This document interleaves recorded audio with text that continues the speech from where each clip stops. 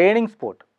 പ്രിയപ്പെട്ടവരെ, കേവലം 13 വയസ്സുള്ളപ്പോൾ മഹത്തായ ഒരു കണ്ടുപിടുത്തം, 14-ാം വയസ്സിൽ സ്വന്തമായ ഒരു വമ്പൻ കമ്പനി. അതെ, പറഞ്ഞു വരുന്നത് ശുഭം ബാനർജി എന്ന ചെറുപ്പക്കാരനെ കുറിച്ചാണ്. ഇന്റൽ കോർപ്പ് പോലെയുള്ള വമ്പൻ സ്രാവുകൾ മുതൽ മുടക്കിയിട്ടുള്ള മഹത്തായ സ്ഥാപനമാണ് ബ്രെയ്ഗോ ലാബ്സ് എന്ന ശുഭം ബാനർജിയുടെ കമ്പനി. കാഴ്ചയില്ലാത്തവർക്ക് അക്ഷരലോകത്തേക്കുള്ള ചൂണ്ടുവിരലായി ഈ കമ്പനിയുടെ സ്ഥാപകനും മേധാവിയുമായ ശുഭം ബാനർജി.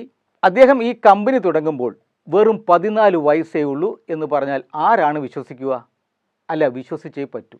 ലോകത്തെമ്പാടുമുള്ള വിജയിക്കണമെന്ന് അതിയായി മോഹമുള്ള കൗമാരക്കാരുടെ സൂപ്പർ ഹീറോയാണ് ഈ ചെറുപ്പക്കാരൻ.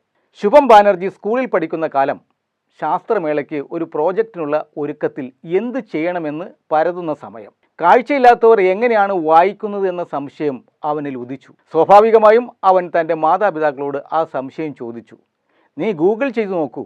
അങ്ങനെയാണ് അവൻ ബ്രെയിലി പ്രിന്റിനെ കുറിച്ച് മനസ്സിലാക്കാൻ ശ്രമിക്കുന്നത്. വികസ്വര രാജ്യങ്ങളിൽ ഭൂരിഭാഗവും 200 ദശലക്ഷം ആളുകളുള്ള ഒരു വിപണി.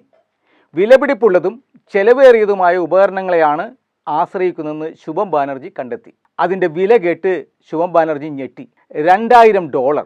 വളരെ നിസ്സാരമായ ഒരു സംഗതിക്ക് ഇത്രയും വലിയ തുകയോ?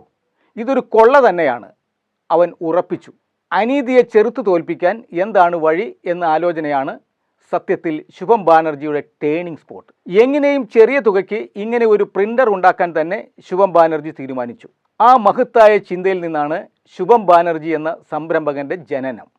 ബ്രെയിലി പ്രിൻ്റിൻ്റെ ഒരു പ്രോട്ടോടൈപ്പ് നിർമ്മിക്കുന്നതിന് ആഴ്ചകളോളം കുത്തിയിരുന്ന് കഠിന പ്രയത്നത്തിലൂടെ, എന്തിനേറെ മിക്കവാറും ദിവസങ്ങളിൽ രാത്രി 2 മണി വരെ ഇരുന്ന് പ്രവർത്തിക്കുമായിരുന്നു. ഒടുവിൽ കാര്യം സാധിച്ചെടുക്കുക തന്നെ ചെയ്തു. ഒന്നോർക്കണം, ചില സിലിക്കൺ വാലി സ്റ്റാർട്ടപ്പുകളും ഇത് ചെയ്യാൻ പരമാവധി ശ്രമിച്ചുവെങ്കിലും അതൊന്നും വിജയത്തിലെത്തിയില്ല. San Francisco non profit light house for the ബ്ലൈൻഡ്സിൻ്റെ media and communication officer Will Butler പറയുന്നത് ബ്രെയിലി മരിക്കുന്ന ഭാഷയുടെ അതേ വിഭാഗത്തിലല്ല എന്നാണ്. ബ്രെയിലി കാലക്രമേണ മരിക്കുകയോ അപ്രസക്തമാവുകയോ ചെയ്യുന്നില്ല. ഇത് കേവലം ഒരു കോഡ് മാത്രമാണ്, അദ്ദേഹം വിശദീകരിക്കുന്നു. കൂടാതെ വിരാമചിഹ്നം, ഹോമോഫോണുകൾ, മറ്റു വ്യാകരണ വിശദാംശങ്ങൾ എന്നിവ പോലുള്ള ആശയങ്ങൾ പൂർണ്ണമായി മനസ്സിലാക്കാൻ അന്ധരെ അനുവദിക്കുന്ന ഒരേ ഒരു കോഡാണിത്. ഇക്കാരണത്താൽ സാക്ഷരതയ്ക്ക് ബ്രെയിലി അത്യന്താപേക്ഷിതമാണ്. പ്രത്യേകിച്ച് ചെറുപ്പം മുതലേ അന്ധത ബാധിച്ചവർക്ക് ഇതൊരു അനുഗ്രഹം തന്നെ.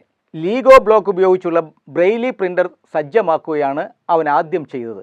കേവലം $350 ചെലവുള്ള ഒരു ചെറിയ ഭാരം കുറഞ്ഞ ഡെസ്ക് ടോപ്പറിൽ സംഗതി ശരിയാക്കിയെടുത്തു. പിന്നെ കൃത്യമായി ഒരു പദ്ധതി തയ്യാറാക്കി 5 എഞ്ചിനീയർമാരെ ജോലിക്ക് വെച്ചു.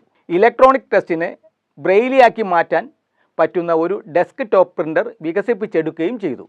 മൊബൈലിൽ നിന്നോ കമ്പ്യൂട്ടറിൽ നിന്നോ ഈ പ്രിൻ്ററിലേക്ക് മാറ്റർ കൊടുക്കാം. പേപ്പറിലേക്ക് പ്രിൻ്റർ വരും. കാഴ്ചയില്ലാത്ത ലോകത്തിൽ അക്ഷര വിപ്ലവം സൃഷ്ടിക്കുകയായിരുന്നു ശുഭം ബാനർജി. ഏവർക്കും പ്രാപ്യമായ ഉപകരണം.